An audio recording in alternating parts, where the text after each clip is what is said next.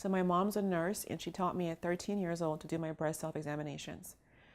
She sat me on the bed and she's like, take off your shirt. And I thought, I don't want her seeing these things that they're barely breasts yet. But she told me that it was important that I knew my body, and that if lumps popped up, I would know if they were good lumps or bad lumps if I did my exams regularly.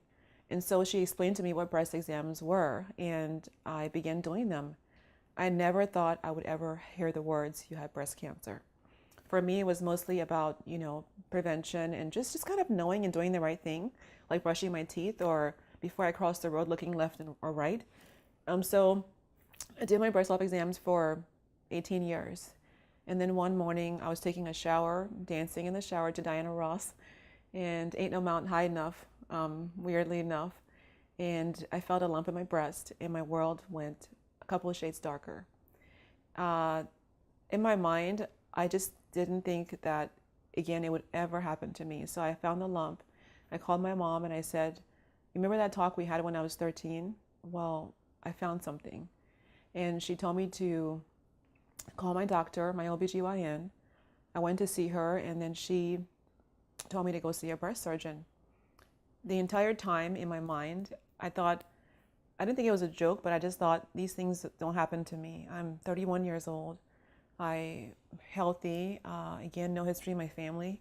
So I got a mammogram, went to the surgeon, and she told me that the results were clean. And so in the doctor's mind, that I didn't have breast cancer. I was too young. She told me, you're too young to have breast cancer. The mammogram was clean, so the scan said I didn't have breast cancer. And so for all purposes, I was supposed to go home and live my life and forget about the lump in my breast.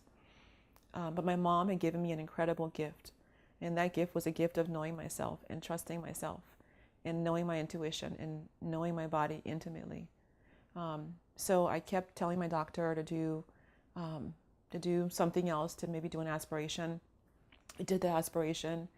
It came back that it wasn't aspirating. So I thought, if it's not aspirating, something's wrong. And I kept pushing for a biopsy. She said, no, you're too young to have breast cancer. She kept saying, you're too young to have breast cancer. Go live your life, come back in 6 months to a year. But, you have a young daughter. It could be, milk duct or something. There's a point in time I would think, she's a doctor and I'm just me. Is she right and I'm wrong? Oftentimes as people we think, well, our doctor knows everything. Doctor knows best. But I tell people all the time, you are your best advocate. You know your body better than anybody else.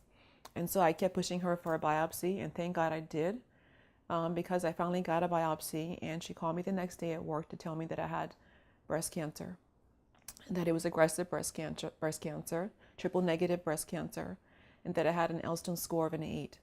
So I knew that if I hadn't known my body from a young age, from 13 years old, been doing my breast examinations, if I hadn't went to my doctor to tell him I had the lump, if I hadn't pushed for a screening, pushed for a second screening and a third test, which is a biopsy, I would be dead today.